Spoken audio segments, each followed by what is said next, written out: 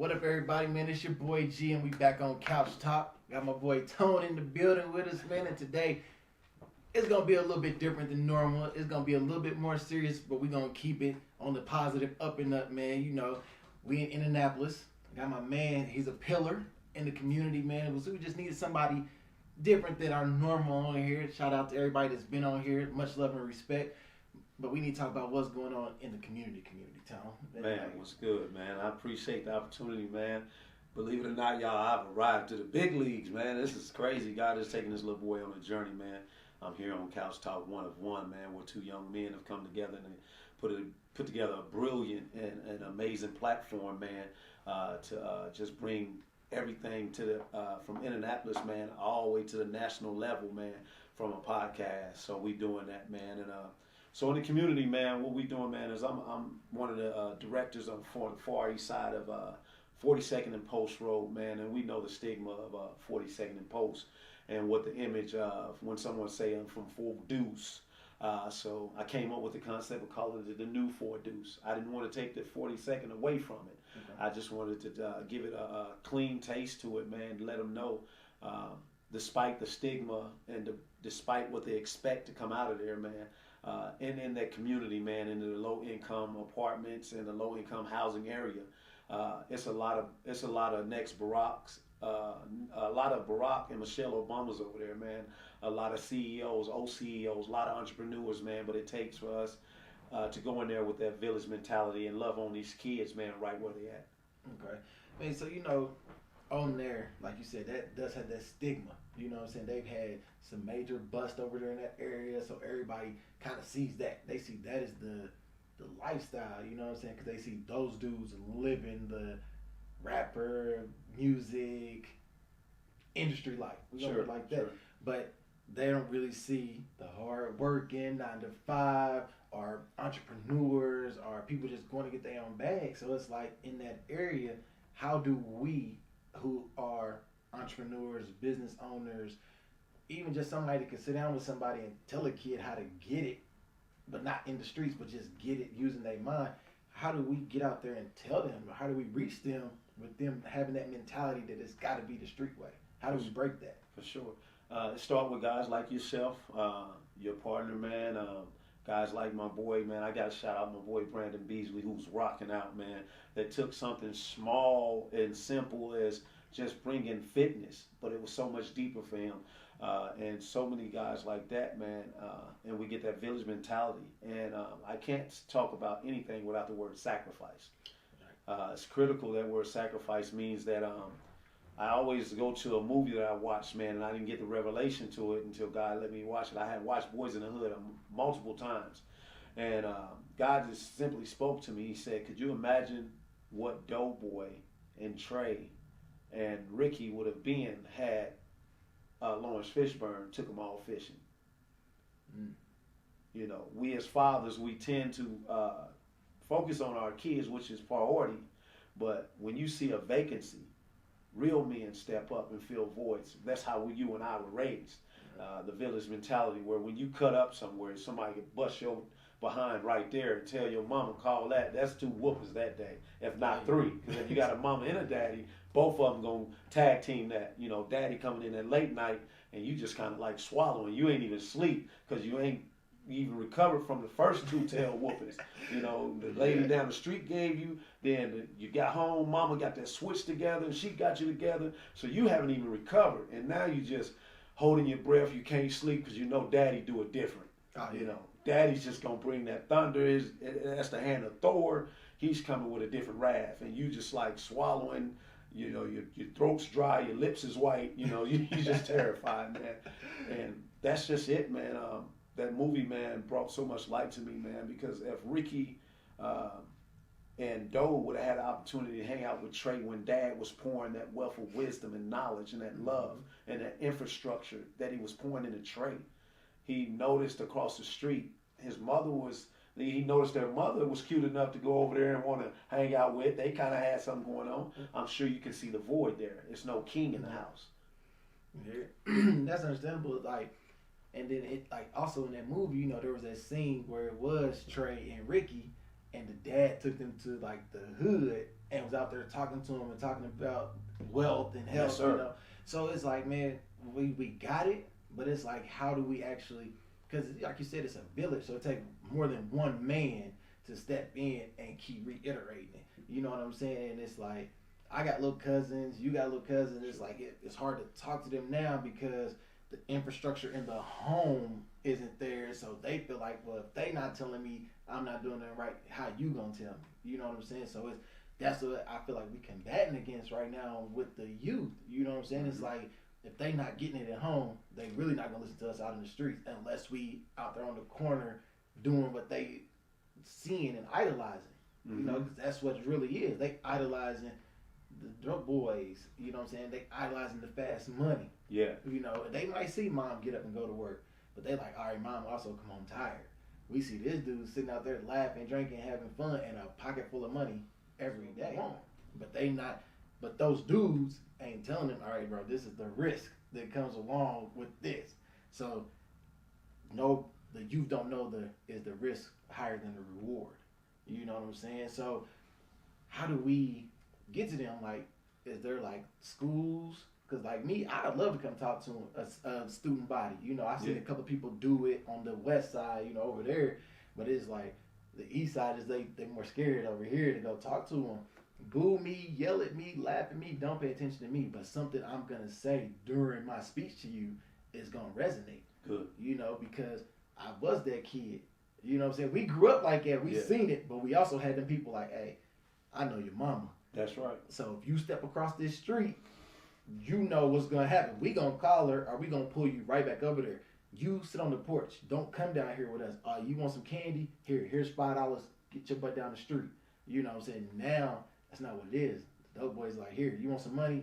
Go run this and do this for me. Right. You know what I'm saying? So, and like you said, it's the 3 ass whoopings ain't there no more. No, it's not. You know what I'm saying? Not. It ain't there. I remember many nights. Yeah. You know what I'm saying? And you know, like, I've had an argument with someone about being raised up in a single parent home by a woman. I said, I didn't see no difference. Like, my mama was a woman, so she showed me this, and this. But then my mama also was like, oh yeah, you got out of line. Larry said he seen you sitting up on the corner. Mm-hmm. Come on back here. Let me rap with you. I knew what that meant. Right. And the fear was shaking in me because this was a strong black queen For sure. raising me. For sure. So a lot of people try to put that stigma out there that a one-parent home can't raise these kids. You can, but you also need the help of the community outside, the males, to show them different ways. Like Brandon, get out here and get your health together. For sure. Get out here and have fun. Get out here, go somewhere and congregate where you're not around drugs, you're not around violence, you're around peace, you're around harmony, you're around people laughing, giggling. You know, like, shout out to him again because he's doing something positive. Yeah, for sure. But for you, like, what do you got coming up that you need somebody like me or my partner to come speak at, you know, because you got Brandon that'll come anytime, you know. Yeah, for sure. Brandon, I'm taking your shine. I mean, all of us could be in there because we all different aspects, you know. Brandon's a fitness guru and he's a basketball star. Yeah. Me, I'm an ex-track athlete, ex-basketball, now I'm a clothing line owner. My friend works 9 to 5 and works hard to provide for him. So how can we get in with you and go to a school, or how can people catch up with you and get into a school and talk to these students? So man, it's amazing that you opened that, man. Wow, you opened so many veins, man. And I want to address them. Even speaking of school, we're in school 105, Charles Fairbanks, which is right in the gut and right in the heart of 42nd and Post Road, in between Franklin and 42nd and Franklin and 42nd and Post. Charles Fairbanks, which is School 105. We just adopted that school, and big shout out to everybody that do book bag drives and give away free haircuts. But what God began to speak to me, man, was intentional. He said, what about throughout the year? That book bag's going to wear, it's going to tear. What about the supplies that get in the early part of the year? They're going to be ran out. What about that? And so it was like, we need somebody to cover these kids for the whole semester. And I didn't just want to cover 10 or 12. So I jumped out into the deep. One thing that I've learned, man, is I was accustomed to shallow water. God began to tell me, he's like, you promote everybody else to launch off into the deep, but you've never even waded out of Fall Creek. because nothing grows in comfortability. I'm comfortable in Fall Creek. I know I can't drown. The water's knee high. I'm good with that. But I'm talking like I'm swimming in the Pacific Ocean. And I'm telling everybody else to launch out in the Pacific Ocean. And God was like, hold on. You're pushing all this to everybody else. Why ain't you jumping in the Pacific Ocean yourself? So we took the opportunity, man, to acquire the entire school. So it's 326 students, male and female. Now, with that being said, what do we need? We need y'all. We need just everybody you just spoke about, because every day something is going on. First of all, it's a culture shock in the school. 99% of the teachers are Caucasian, white teachers. They can't relate. They don't look like me. They don't talk like me. And not saying that a Caucasian teacher can't reach them, but if that Caucasian teacher has not took the opportunity to learn our culture, then they don't know how to deal with us. So the first thing you do is you come in there yelling at a kid from 42nd and Post. Bad news. Bad news. It's not good. It's not going good for you. Why? Because kids do multiple things. They watch, they record, they remember, they play back. So what do? You get kids from 42nd and Post Road where uncles, cousins, homeboys that's related to the uncles and cousins come in, hit them in their chest, call them nigga. What's up, nigga? Boom. The first time that kid go into school, he say nigga. The white teacher that has not ever been and dealt with the culture is like, oh, they're cussing. Yeah. No, this is normal. This is normal for us. So they try to structure them and be militant with them, and you'll have no relationship with them. You have not found out why I'm saying nigga. You have not took the opportunity to find out why I'm always angry. You have not took the opportunity to scale back the layers of onion that's on me to find out where did this stem from. What's the root source of this? You just want to come in here and be very militant, and we can't do that. So we have to till the ground, and true tillers till with. You can till the ground with a tiller, but those intentional tillers, man, when they till the ground, they get on their hands and knees after they rake, and they pull out rocks because they want the best potential harvest possible. Right. Then they'll throw topsoil. Then they'll put vitamins and nutrition in the soil. They have not even thrown a seed. They're giving this earth the greatest opportunity to every seed that is thrown to yield a harvest. That's what we have to do. So in 42nd and Post Road, there's a bowl. Death, homicide, prostitution, drug addicts, heroin addicts, snorters. This is all in that bowl. If you don't take them kids out of that bowl, some of these kids ain't been past Franklin Road. If you don't take them out of that bowl and show them, man, there's so much more to life.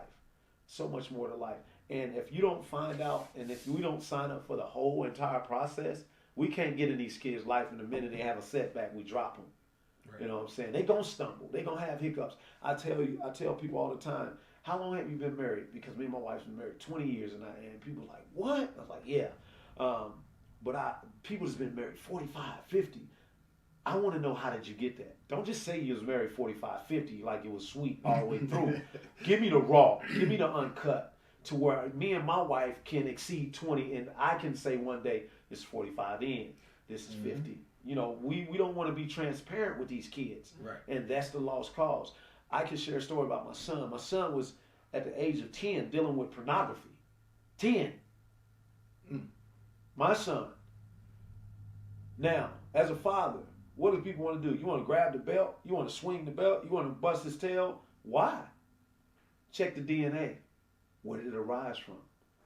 Be honest with him. Did it just stumble up on him, or is it in his bloodline? So I had to be honest. I said, man, let him scoot over. He's like, what do you mean? Let me in this boat. I know it very well.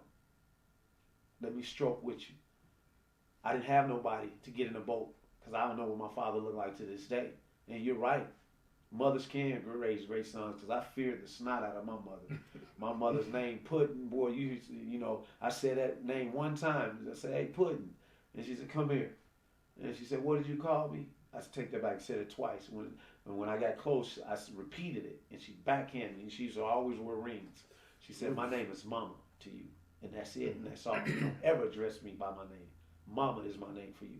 And she taught me that quick, never to call her that again. And I say Puddin' now, God rest her soul in heaven. But the transparency is missing, man. My mother raised me, but one thing a mother can never do to a son is seal him. It takes a man to seal a man. And that's what we be looking for, and that's what we be missing. So with that being said, man, one